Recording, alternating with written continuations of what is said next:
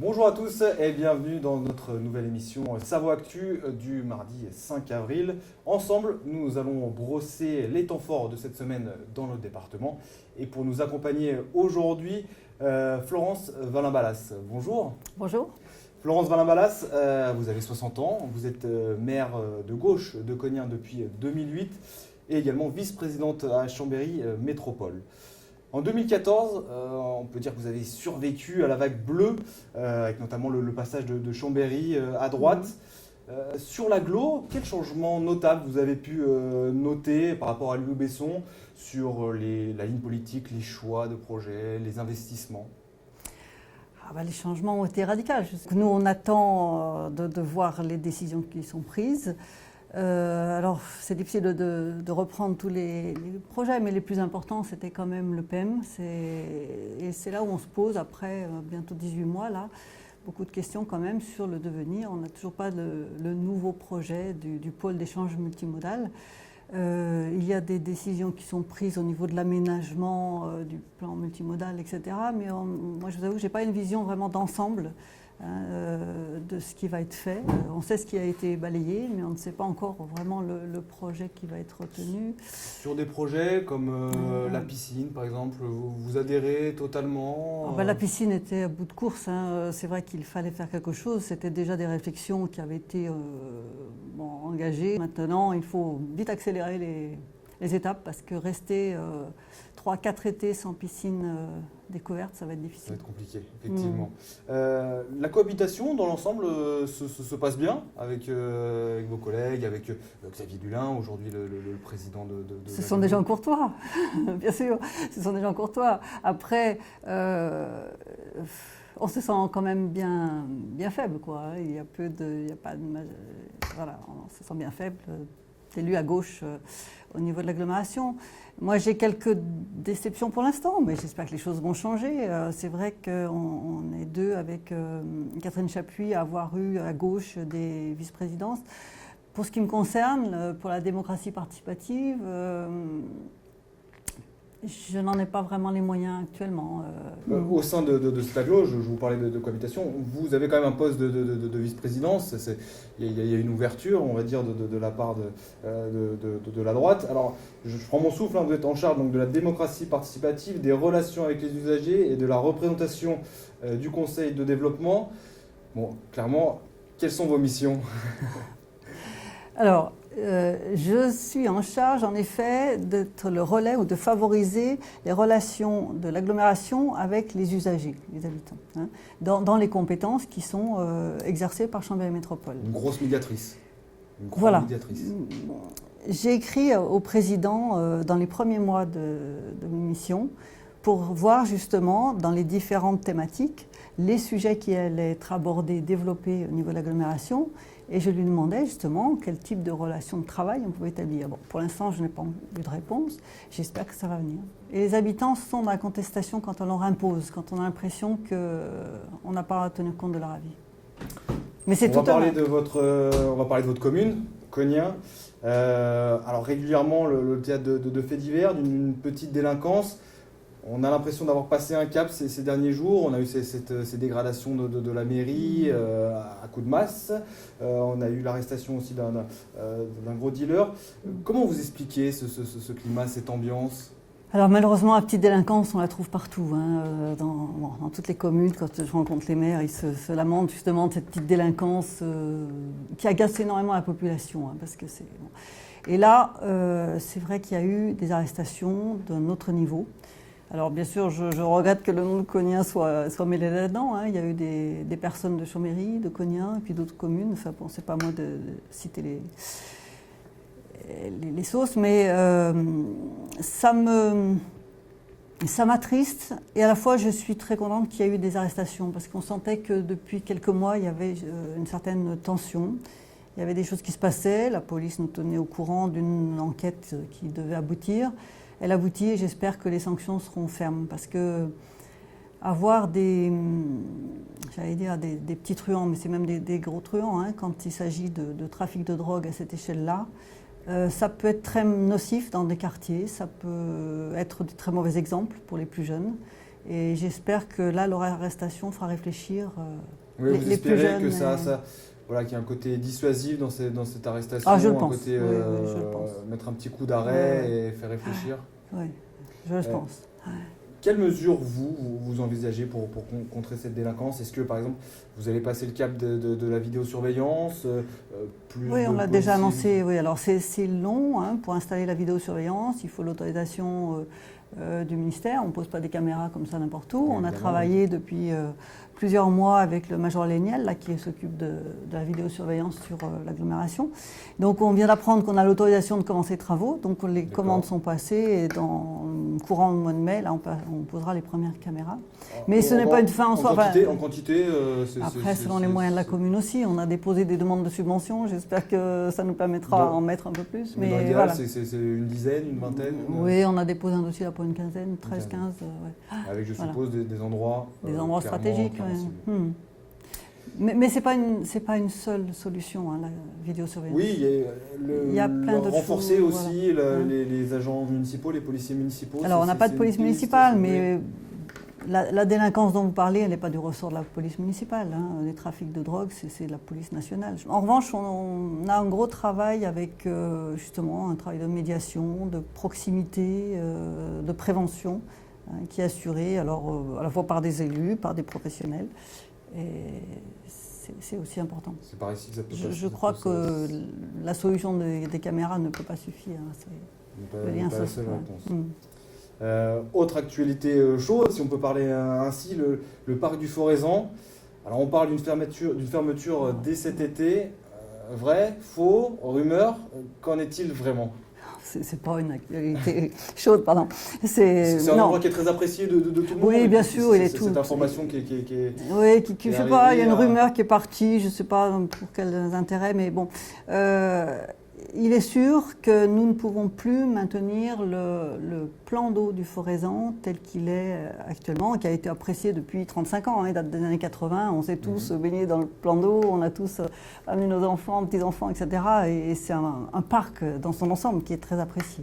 La volonté de la commune, c'est de maintenir ce parc de 11 hectares, qui est vraiment un poumon vert, qui est apprécié par les Cognereaux, par toute l'agglomération. On va le maintenir. La difficulté que l'on rencontre, c'est ce point d'eau, qui a pu fonctionner au départ. Il n'y avait même pas de surveillance, les gens se baignaient, il n'y avait pas aucun maître nageur sauveteur. Actuellement, l'été, il fonctionne avec 3 maîtres nageurs. Il n'est pas clos, ce qui veut dire que la nuit, le soir, n'importe quel animal errant peut se baigner dedans. Des jeunes vont faire des barbecues et se trempent dedans. Enfin bon, au niveau de l'hygiène, c'est un peu limite. Donc, et puis le point aussi qui nous a fait basculer dans la réflexion, c'est que nous avons reçu des consignes claires de la part de la DDT au niveau du puisage pour remplir ce plan d'eau. Toutes les semaines, on pompe 900 mètres cubes dans la nappe phréatique, puisque généralement le Forezan est à sec, ce qui pose un réel problème, alors que toute la chaîne de l'Épine a tendance à avoir des problèmes d'eau en été. Le Forezan, donc si on pouvait garder des aménagements ludiques avec de l'eau, ce serait intéressant. Mais on lance une consultation là, pour trouver justement un bureau d'études qui nous fasse plusieurs scénarios. On va les présenter aussi, travailler les scénarios avec la population. Et on tranchera rapidement pour que dès l'été prochain, on ait une solution et un aménagement plus conforme à la fois aux normes environnementales, aux normes sanitaires. Donc, voilà. Le Forezan tel qu'on l'a connu peut être modifié dès cet été? Non, les travaux ne seront pas faits pour cet été. D'accord. Donc cet été, a priori, Alors cet été, la question est-ce qu'on engage des frais de bungalow, est-ce qu'on embauche des maîtres nageurs sauveteurs? En gros, ça représente 25 000 €. Est-ce qu'on embauche ces frais en sachant qu'on a le risque que l'arrêté préfectoral, comme les dernières, tombe peut-être début juillet. De prendre de l'eau, c'est ça voilà. Donc on n'a pas encore tranché. On va voir. Très bien. Vous allez aller assez vite sur ce point. Autre sujet, la salle de prière. Vous avez décidé de la fermer. Pareil, pourquoi et quelles alternatives seront proposées à la communauté musulmane de Cognac? Alors, nuance, on a décidé de ne pas renouveler la convention que nous avions passée avec l'association Support, Entente Salam Fraternité, une association de Chambéry d'ailleurs qui utilisait ces locaux. Je crois qu'il faut revenir plus en arrière. Vous savez que toutes les collectivités sont en réflexion sur l'usage de leurs bâtiments, puisqu'il y a des baisses de dotation, des difficultés financières dans tous les budgets. Donc nous avons entrepris l'idée de remettre à plat tout l'usage de nos locaux. Cognin a 2 fois plus d'espace de locaux publics mis à disposition d'associations publiques que la moyenne des communes de même strate. C'est important d'avoir ça en tête. Donc il y a certains espaces dont on se dit, est-ce que c'est vraiment utile de les maintenir? Ça engendre des frais d'entretien, d'assurance, etc. Et cette salle qui était louée arrivait à son terme et on se dit qu'il est peut-être nécessaire de réfléchir parce qu'en plus toutes les salles destinées au public doivent être accessibles sous peu. Il y a un document, je ne sais pas si vous connaissez l'ADAP, toutes les collectivités ont déposé un plan d'aménagement pour que les salles ouvertes au public soient toutes accessibles, chose qui n'était pas le cas pour cette salle-là.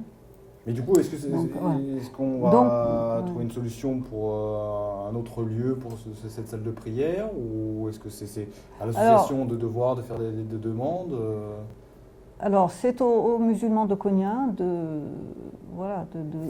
on restera en contact avec les musulmans de Cognin à trouver des solutions. On n'a pas de recette miracle pour trouver d'autres lieux pour l'instant, mais la porte n'est pas fermée. On va se projeter sur les présidentielles de 2017. Vous êtes encarté PS, favorable ou pas à une primaire au PS ? Difficile d'être au PS en ce moment. Mais bon, j'assume. Je pense que c'est favorable, oui. C'est favorable. Ça permettra de faire le point sur les différents... Alors, on parle de courants au PS, mais sur les personnalités aussi. Je crois qu'il y a beaucoup de personnes de gauche qui ont été déçues. C'est pas un scoop, mais il est temps de raviver, de rajeunir, de redynamiser la démarche. Si je comprends bien, si vous êtes favorable à une primaire, ça sous-entend que vous n'êtes pas favorable à un second mandat de François Hollande, en tout cas d'une représentation à sa propre succession en 2017. On le voit mal faire la primaire. C'est difficile pour un président en activité de participer à une primaire, mais pourquoi pas, il peut l'être. Merci beaucoup Florence Valin-Balas. Vous restez avec nous, on va commenter ensemble l'actualité de la semaine. Aujourd'hui, on va rester un petit peu politique. Nouvelle mobilisation contre la loi du travail. Vous le disiez, Florence Valin-Balas, difficile d'être au PS en ce moment. Cette réforme, faut-il la retirer, ou encore l'amender, la modifier ? Je pense qu'il est nécessaire de la modifier. La première version était quand même un peu difficile à accepter. Il y avait des éléments... Sur les acquis sociaux. Oui, alors les acquis sociaux, il faut quand même pas... je pense que la France de 2016, c'est plus la France de 1945. Donc le marché de l'emploi a complètement changé. On ne peut plus rester accroché à certains acquis sociaux, mais il y a quand même des valeurs fortes de la gauche qu'il faut maintenir. Il y a des choses, moi, qui m'avaient choquée dans la première version, sur le plafonnement des indemnités pronomales, des choses comme ça. Il y a des choses intéressantes, comme la garantie jeune, comme le contrat personnalisé. Le compte personnalisé d'activité, etc. Donc ça, c'est des choses intéressantes. Ça mérite d'être retravaillé avec les partenaires sociaux, avec aussi les représentants des jeunes étudiants. On travaille pour eux. C'est une génération un peu sacrifiée. Je pense que c'est difficile d'avoir 25-30 ans actuellement. Et non seulement ils sont mieux formés, ils ont plus de mal à s'insérer dans le monde du travail. Et ils sont prêts, je crois, à s'adapter à différents types de travail. On n'est plus dans un emploi salarié à vie avec la même entreprise. Si vous aviez 25 ans aujourd'hui, vous seriez plutôt dans la rue ou plutôt à dire pourquoi pas faire entrer cette flexibilité dans le travail français ? Alors, flexibilité, flexi-sécurité, je pense qu'il faut faire bouger les choses. Ouais. Côté loisirs, on va s'amuser un petit peu. Cette semaine, il y aura le spectacle Kiss and Cry à l'espace Malraux. Michael Gregorio, lui, vous attendra vendredi au phare. Vendredi également, c'est Florent Père, l'humoriste, qui sera à Aix-les-Bains. Il y aura également le salon du bien-être à Ugine dimanche. Florence Valin-Balas, où c'est qu'on pourrait vous retrouver là pour vous changer un petit peu les esprits cette semaine? Malheureusement, je n'ai pas beaucoup de temps pour ce genre de spectacle. Je ne connais même pas certains noms que vous avez cités. Mais non, je vous avoue que toutes les soirées sont souvent bien prises par les obligations. Beaucoup de temps vous accorder. Jeudi, c'est la présentation des Tours du Pays de Savoie qui change de nom cette année pour s'appeler Tour Savoie Mont-Blanc. Il se déroulera du 16 au 19 janvier. Cette épreuve cycliste à laquelle on pourra attacher le Critérium, le Tour de France, ce sont des rendez-vous importants pour le tourisme en Savoie. C'est important de les encourager. Oui, je pense que c'est important. Le sport, c'est aussi un bon échappatoire sain. Pour la jeunesse, pour tout le monde. Et le vélo en Savoie, ça mérite vraiment qu'on l'accompagne. Ça offre une bonne visibilité aussi en termes d'image. Vendredi, Nourdine Bentoumi sera au Dôme d'Albertville. Nourdine Bentoumi, pardon. C'est lui qui a inspiré le film Good Luck Algérien, cet athlète qui va participer aux Jeux Olympiques en épreuve de ski de fond. Vous êtes allé voir ce film, vous en avez sans doute entendu parler, vous avez peut-être prévu. J'aimerais bien le voir. Et enfin, samedi, l'Olympique d'Albertville accueillera un match caritatif de hockey où des skieurs savoyards de renom sont attendus, comme Julien Liseroux, Jean-Baptiste Grange, Alexis Pinturo. Tous les bénéfices de ce match seront reversés à une association au profit de la lutte contre le cancer. Florence Valin-Balas, c'est une cause forcément qui vous touche.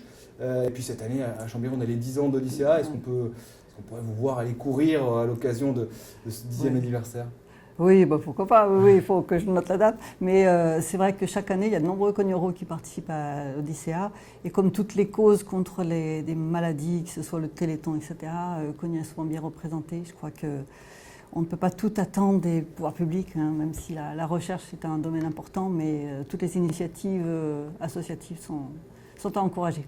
Ouais. Merci beaucoup, Florence Valin-Balas. À bientôt. À bientôt, merci. Bonne semaine à tous. Au revoir.